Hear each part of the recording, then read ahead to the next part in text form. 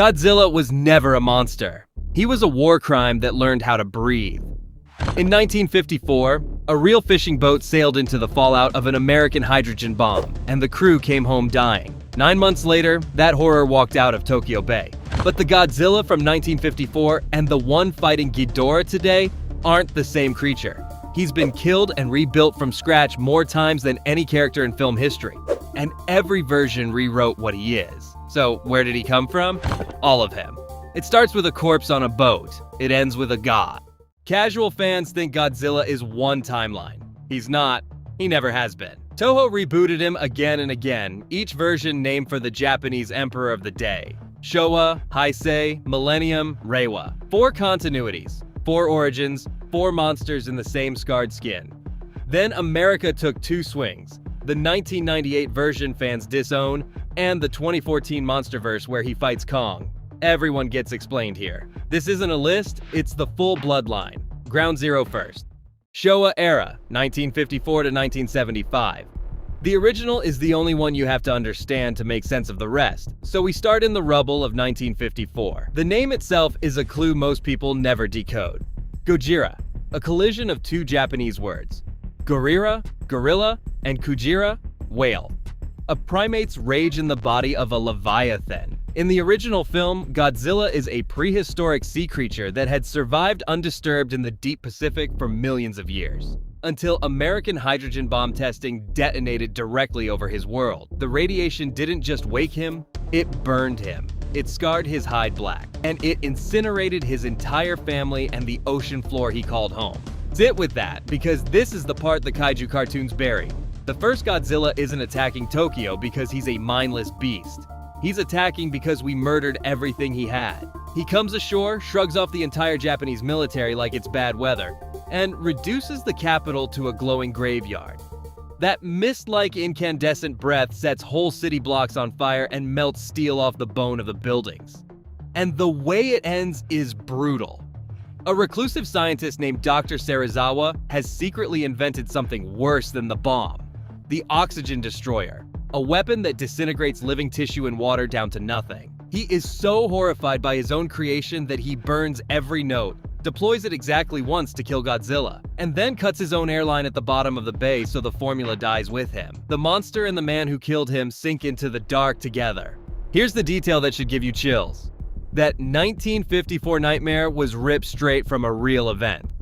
The Lucky Dragon No. 5, an actual Japanese fishing vessel contaminated by the Castle Bravo test that same year, its entire crew poisoned by fallout. Japanese audiences in 1954 did not laugh at a man in a rubber suit. They wept in the theater.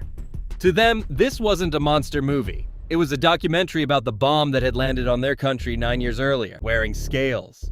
Now watch what 15 films do to him. Because the Godzilla who ends the Showa era is unrecognizable from the one who started it. Over those 2 decades, Toho slowly sanded the horror off. The atomic sermon turned into an action figure.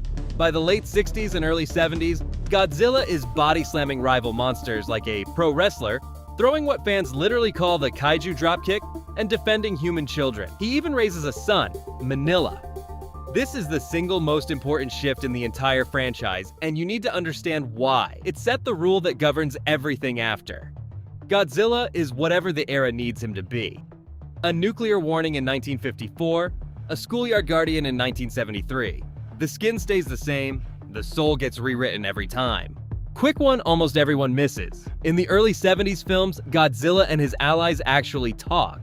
Their roars get subtitled on screen like spoken dialogue. The exact same monster that made grown adults sob in 1954 was, 20 years later, holding translated conversations with a giant robot. That's how far they pushed him. Hold on to that whiplash, because the next era violently slams the brakes. If your jaw's already on the floor at how unhinged the Showa era got, do me one thing. Smash that subscribe button right now, because the eras coming up get so much darker and so much weirder that you cannot afford to miss them. Heisei era. 1984 to 1995. In 1984, Toho did something radical. They threw all 15 Showa sequels in the trash. The Heisei era is a hard reboot that ignores everything except the 1954 original, and it asks one cold question. What if Godzilla had never been a hero at all? This version is an anti-heroic force of nature, and he gets bigger, angrier, and more powerful with every single film. And here, his origin finally gets a name. This Godzilla descends from a Godzillasaurus, a surviving dinosaur irradiated by an H-bomb test. The real-world Castle Bravo blast echoing yet again. But the upgrade that defines this whole era is the biology. This Godzilla doesn't just absorb radiation to heal. He runs on it. He has functionally an internal nuclear reactor where his heart should be. That one piece of anatomy is a ticking bomb, and the Heisei era is one long fuse burning down toward it. Because a reactor can overload. Film after film builds toward one of the most operatic deaths in cinema. In Godzilla vs. Destoroyah, his nuclear heart finally goes critical. He isn't killed by a weapon. He melts down. Glowing white-hot, hemorrhaging radiation, his body dissolving from the inside while the meltdown threatens to scorch the planet to ash. And with his last act, he passes his power to his son. The obscure horror buried in this era? Biollante. Scientists harvested Godzilla's cells after his rampage, and one grieving father spliced them into a rose, together with his dead daughter's human cells, trying to keep a piece of her alive. The result was a monster that was part Godzilla, part plant, part human girl. His DNA is so volatile it turns grief itself into a kaiju. Remember that, because the Americans will weaponize this exact idea decades later. After Heisei, Toho stopped committing to a single timeline at all. The Millennium era is an anthology, a run of mostly standalone films where almost every entry is its own separate continuity. Most of them just bring back the classic destructive force, no strings attached, but one of them is the most disturbing Godzilla ever put to film. In 2001's Giant Monsters All-Out Attack, GMK for short, Godzilla is not a mutated animal at all. His body is animated by the vengeful, restless souls of everyone who died in the Pacific War. His eyes are blank, pupilless white.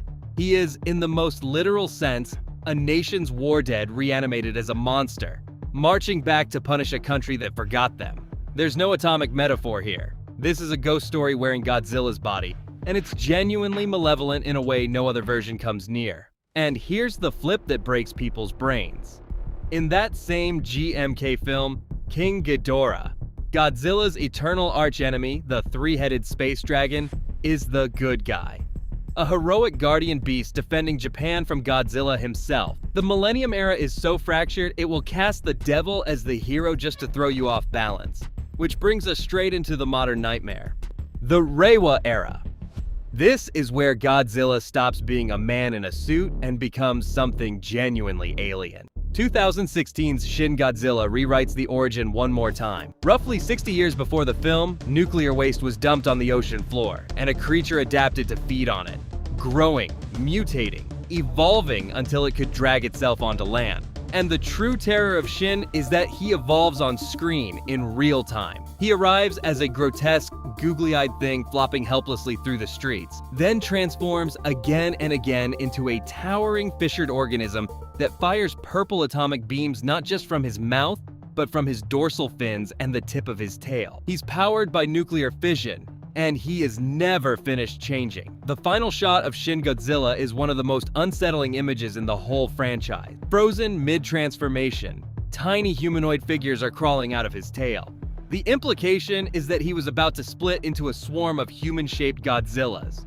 Toho dropped that horror on the audience and then simply never explained it to this day. But Reiwa goes further. In the anime trilogy, set 20,000 years in the future, Godzilla has evolved into Godzilla Earth, 300 meters tall, the largest version ever conceived, with metallic skin and command over electromagnetic energy. A creature that didn't just survive the apocalypse. He became the planet's apex god, and then 2023's Godzilla -1 did the impossible. It went backwards. Set in 1945 to 1947, in the ashes of a defeated Japan with no army left to fight back, it follows a Godzilla irradiated in 1946 at the Bikini Atoll Baker test. His atomic breath here isn't a beam, it's a full nuclear detonation. Fireball, mushroom cloud, a shockwave that flattens Tokyo in a single breath. It dragged Godzilla all the way back to pure, unstoppable trauma. And it became the first Godzilla film in 70 years to be nominated for, and win, an Academy Award. After 7 decades, the monster finally got his Oscar. The Monsterverse era. 2 American origins? We deal with the embarrassing one first. In 1998, TriStar made a Godzilla that was a fast, lean, mutated iguana, a creature that laid eggs and ran from the military instead of fighting it. Toho was so offended they officially stripped it of the name Godzilla, rebranded it Zilla, and in a later film had the real Godzilla annihilate it in seconds. The king does not tolerate pretenders. But the version that matters right now is the Monsterverse Godzilla, born in 2014. And his origin is the most ambitious of all. He is not a mutation. He is an ancient titan, an apex predator from a prehistoric age when Earth's surface ran on far higher radiation. He feeds on radiation to live. He has surfaced throughout human history, worshipped as a god by an ancient civilization. His silhouette burned into our oldest myths. In prehistory, he allied with Mothra to wage war on the alien king Ghidorah, and imprisoned that three-headed dragon in the ice of Antarctica. He clashed with the ape titans, Kong's ancestors, in a blood feud written into the bedrock of the Hollow Earth itself. And here's where the secret organization comes in. Monarch, the agency that hides the titans from the public, has been covering for Godzilla since the very beginning.